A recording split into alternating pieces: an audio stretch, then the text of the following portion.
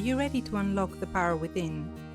To let go of fear, embrace vulnerability, and step into a life of alignment and fulfillment?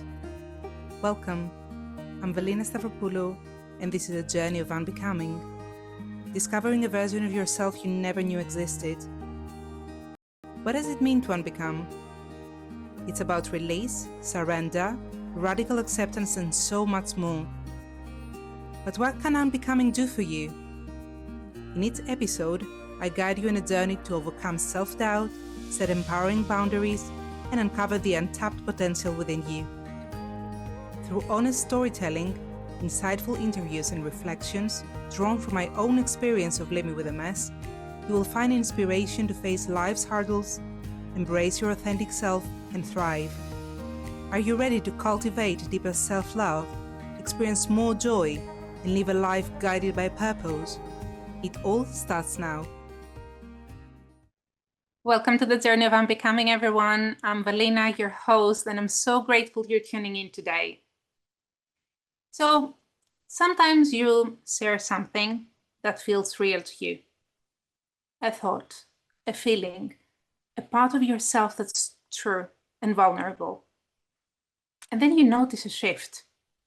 Instead of the excitement you're expecting, maybe someone looks away. Maybe there is silence that feels heavier than words. Or maybe it's just like this change in the room's energy you can't really quite put your finger on. In that moment, you start questioning, was that too much? Did I say a lot? Should I have held back? But often, this is not about you at all. It's someone else's discomfort, their own fear, trying to dim your light so it feels safer for them. So without realizing it, you start to shrink and you second guess yourself. You begin reshaping who you are just to feel acceptable. So this episode today is for those moments, about the impact of judgment and that heavy burden of performing for approval in a world that always has something to say. But more than that, it's about what happens after, how you return to your own pace, how you ground yourself in truth, and how you choose to be around someone else's discomfort. Living unapologetically isn't about turning up the volume. It's about standing steady, anchored to your values, to your softness, to your clarity. So if you've ever adjusted your truth to keep the peace, if you've ever dimmed your light and your joy to stay liked, and if you're ready to start honoring what's real for you instead of reaching for approval from the others, you're in the right place. So let's begin. We are undoubtedly living in an age of exposure. There's never been a time in history where we've been so visible and at the same time so deeply misunderstood. You post a picture online, you share a thought, you take a leap of faith, you wear this bold color, you speak with passion, and someone somewhere has something to say about it. So you're showing up in a world where everyone feels entitled to an opinion about who you are, how you live, what you say, and most certainly how you look, right? And often they don't even know you. They don't know what you've worked through. They don't know the pain you survived or the courage it takes to keep showing up. And still they have opinions, they judge. And you're told, to brush it off. Be confident, stay strong. But let's just tell the truth here. Being judged hurts, especially when you're trying to be honest, when you're working so hard to become everything the world has told you to be. Something shifted a few years ago. When the world paused and everything familiar disappeared, we turned inwards and online. We reached for our phones to be less lonely. And in that scrolling and sweeping, judgment became some sort of coping mechanism. So we compared, we criticized, and the thing is that we weren't meant to be cruel. We're overwhelmed, we're afraid. Our nervous systems were overloaded and our bodies were processing something that was entirely unknown. And many of us obviously learned to perform just to feel safe. The ripple effects are still with us. The pressure, the performance, the fear of being too much or saying the wrong thing, that noise is still loud. So in a way, you became the judged, and sometimes you became the judged too. And in that dance between performance and pressure, something inside began to shrink. So you created instead of living, you performed instead of being. And the question became, how will they see me? Instead of what do I see in myself? So let's just shift the perspective for a moment. What if judgment was never really about you? What if it was a mirror reflecting someone else's discomfort? You don't have to carry it, you just need to pause, like to notice, without letting it soak through your skin. Think of judgment like the wind. It can be loud and unpredictable and sometimes cold, but it doesn't have to settle in your bones. Like actually, it doesn't belong to you. So if lately you felt like shaken or a little lost in that noise, that's absolutely understandable. The world is loud, but your truth is much quieter and much deeper.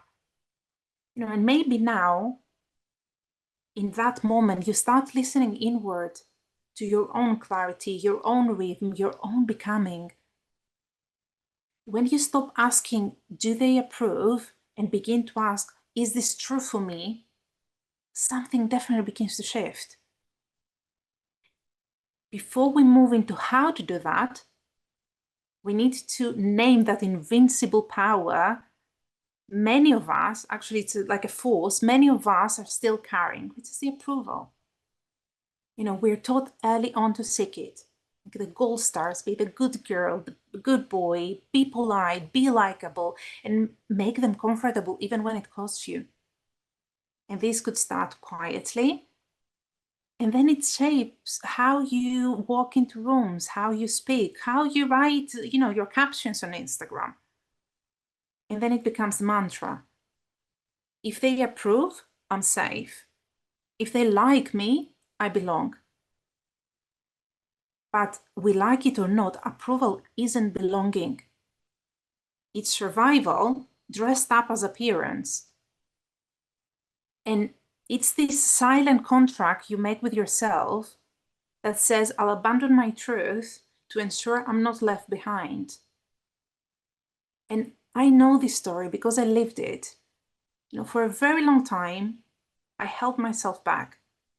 And I wasn't trying to hide who I truly was, actually not really, but I was always adjusting, smoothing my edges and shrinking a little just to make sure no one else felt uncomfortable around me. Looking back, definitely it wasn't because I didn't want to be seen. It was mostly because I was scared that if I showed up fully, I might be judged or even rejected.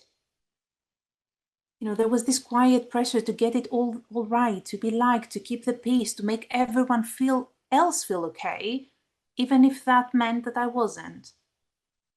And in that trying to do that, I became a people pleaser.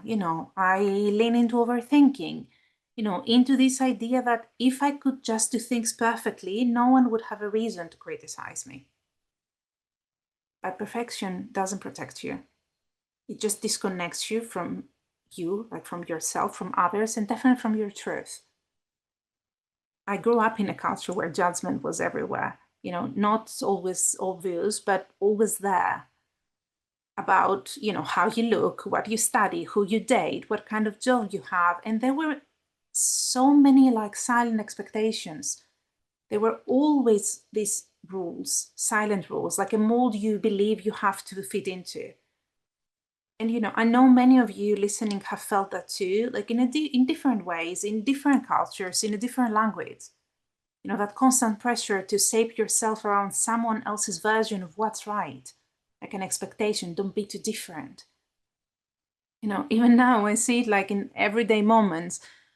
For example, like when my partner wears bright mismatched socks, and my mom will say, that's not appropriate in his age. You know, and it used to bother me, but now I smile. We're so quick to decide what's acceptable, but barely we ask why. Like, why do we resist what we don't understand? Why do we judge what doesn't mirror us? And definitely, maybe it's people pleasing or overthinking or like striving for perfection.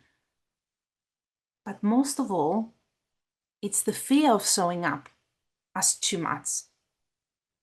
And we definitely learn it in playgrounds, in classrooms, at home, at work. Like, so we adjust and we edit ourselves until we forget who we are without a mask. So unbecoming comes your way to ask, whose approval are you still chasing? What is it costing you? No, I want you to picture approval like a cage you build around yourself. It's like its bar is there to protect you, but also each one of them dims your own voice and your light. So unlocking that door takes real work. Sometimes it's messy, sometimes it's brave. But once you notice the bars around you, and you hold the key to your own freedom. And of course, if that awakening feels, sure and difficult, you don't have to do it alone. Actually, this is the work that I do with those who have the courage to go deeper. Through transformational coaching and hypnotherapy, we learn to walk through life without masks and performances. We embrace vulnerability and release the need to be accepted by everyone in order to feel safe. So if something is stirring in you, hold on to that feeling. The moment you stop chasing approval is the moment you begin to meet with your authentic self. So how do we reclaim our center and turn judgment into power? It took me a while to realize this, but when I did, it truly changed my world. Judgment may sting, but it isn't the truth. It's a filter saved by someone else's fears, expectations, or even insecurities. And you don't have to absorb it or bend to it. You can step outside it and choose a different way altogether. So let's see how. First and foremost, start viewing judgment from above, from distance, like zoom out. And remember, this isn't a reflection of your own worth. It reveals more about where they are than who you are. So even when it feels sharp and and difficult to handle, it's actually not yours to carry. Not everything sent your way belongs in your space. So let it land outside of you, in front of you, but not in your heart. So for example, your family rolls their eyes when you speak a dream aloud and they call it unrealistic. But what they're really saying is, that kind of freedom makes me uncomfortable. Or someone else, mocks your accent or your joy or your body, and you flinch. Somewhere along the way, you learn to see yourself through their lens. But you don't have to keep repeating that script.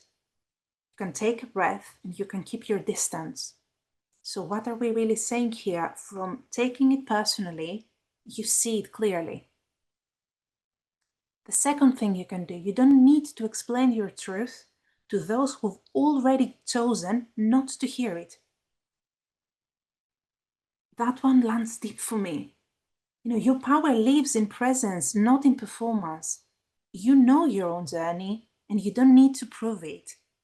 So let that come and pass like this traffic noise. You don't have to lean in. Stand by your choices. Let them speak for themselves. So close your eyes, breathe, return to your own rhythm. And this is rooting. It's staying connected when others disconnect.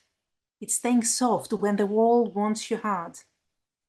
It's choosing the truth, your truth, without needing any permission. So you move from reacting to grounding. And last but not least, the third thing you can do is let judgment stretch your courage. Let it move you towards something truer, toward the version of you that no longer waits for permission. You know, when I started this podcast series, I knew it wouldn't be for everyone. And I knew some may think, who does she think she is? You know, I knew it would stretch me beyond my comfort. But as I said in my very first episodes, I'm doing this even when it scares me because the message is real for me. Because if this touches even only one person, then it's worth every way of my doubt. And this too is part of my own purpose, my own unbecoming. So how would it serve me now to shrink? To say this is too much, or what will they think of me? It wouldn't. And maybe for you, it's something entirely different. You know, maybe it's saying what you want without toning it down. Or maybe it's wearing that bold thing at your cousin's wedding, or, you know, setting the clear boundary with a friend, or simply changing your mind about something again and again. And when someone says that's too much, you get to smile and say, no, actually, that's who I am. You have every right to be bold, as radiant, as expansive as you feel called to be. And simply because that's what feels true and good to you. No one else gets to decide the volume of your light. You know, the fear of being misunderstood doesn't get to lead anymore because you're tasted what it's like to be aligned and to live aligned. And that matters more than being approved. So you understand now that you cannot live freely and shape shift to keep others happy. Peace begins the moment you stop editing your essence. And what we're saying here is that from shrinking, you're standing open. So here's what I really want you to remember here. The goal was never to eliminate judgment altogether. It's to stop letting it shape you. And Unbecoming asks, what parts of you are still holding back to keep others at ease? I mean, that's not ease, that's performance. And you're not born for that. You are born to live uncovered, open, kind, and unbound. And that's exactly where we're going to go next. Living unapologetically means standing in your truth, even when it's not what others expect or want from you, even when it's inconvenient for someone else.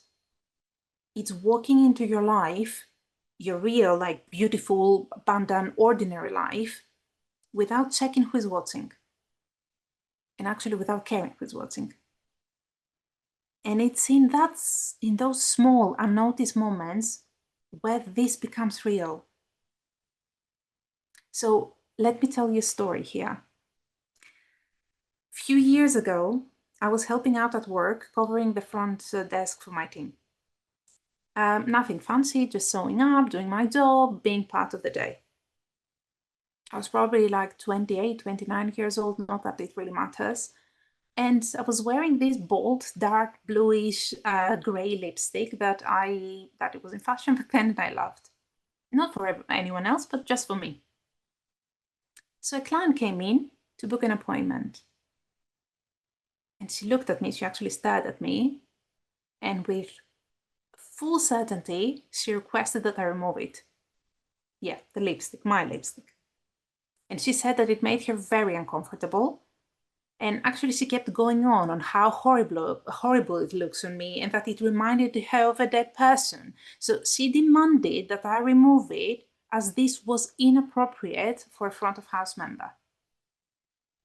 Fun fact, she even asked to see the manager. I was the manager on site on that day, only if she knew. So even my colleagues were speechless. You see, in that moment, I had a choice. I could shrink, start apologizing for the inconvenience in my face, and really like go and remove it to make her feel okay. or I could stand still and breathe. I'm not entirely sure what sparked inside of me, but I knew that this wasn't about me.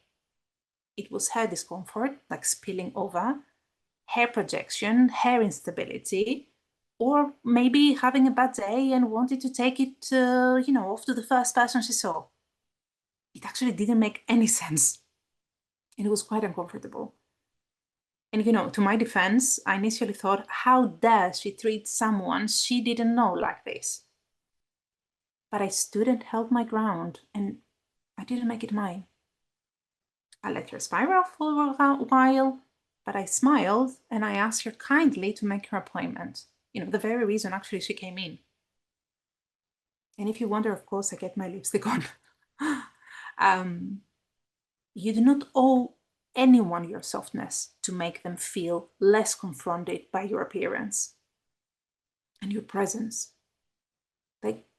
Clearly not every moment is that dramatic. And sometimes it's lighter, like when you wear something fun and quirky and someone makes a little comment, oh, that's a look. And instead of shrinking, you smile and say, it is, isn't it? Isn't it beautiful? That's it. That's the shift. It's not being untouchable. It's about being unshakable in the places that matter. So let this be your invitation to stop handing your power to people who don't know your path. To stop dimming your light and joy to make others feel more comfortable. To stop waiting to be understood before you allow yourselves to belong. You don't have to force it. You only have to stay with it. There will be days you question everything. Undoubtedly, that happens. And there are days that you will feel more, you'll feel more than you ever before. There will be the friction and flow and mess and magic. That's how it is, right? And all of it belongs and it's welcome. The more you stand open, the more you'll feel it. This is who I am. Not perfect, not finished, but real, authentic. And that kind of freedom, no one can take it from you. So if something stirred in you today, and nodding yes while I'm sharing all this, like this kind of feeling of fire in your chest, like something that really agrees, stay with it, honor that. This is the part of you that is actually calling you forward. And be sure that it is ready to rise. So before we close today, I want to leave you with a few reflection questions, as most of the time we do together. And I would like you to sit with it. Sit with it and reflect. Sit with it and see how it actually feels. Journal it if you like. Speak it out loud. Speak the answer out loud, whatever feels comfortable to you.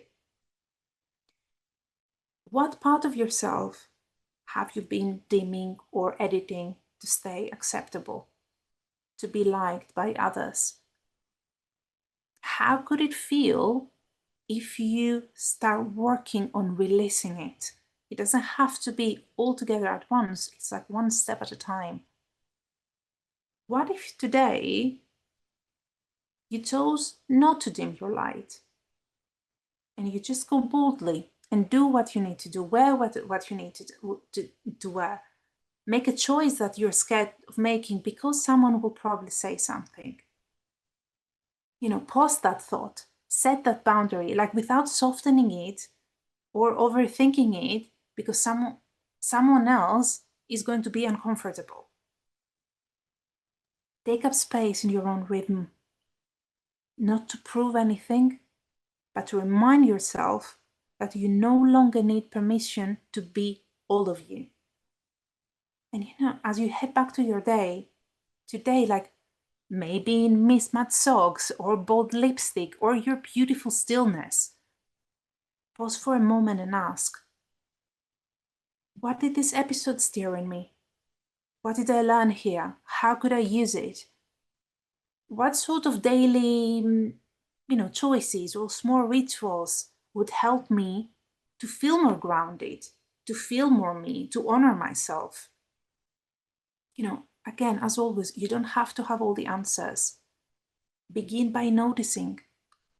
Begin by listening to the part of you that's always known the way. Start believing in that. If something resonated today from this episode and everything I've said with you, if a part of you feels seen, curious, or ready to take this work a little bit further and deeper, you can always find me on my website, which is at mindhierarchy.com, see the ways I'm working. And of course, come and say hello, even on my Instagram at mindhierarchy. I always welcome, questions, and I love connecting with you. This is Valina, and this is our journey of unbecoming. I meet you here at the Transformational Talk Radio every first and third Thursday of the month at 9 a.m. Pacific. And I truly hope, in today's episode, it actually really reminded you that you're whole, you're safe, you belong, and you're actually gorgeous. And you kind of owe it to yourself to be unapologetically you and to live unapologetically without needing the permission or approval of anyone. So see you next time. And until then, keep allowing yourself to grow. Keep moving forwards. Keep rooting for you. And as always, keep unbecoming.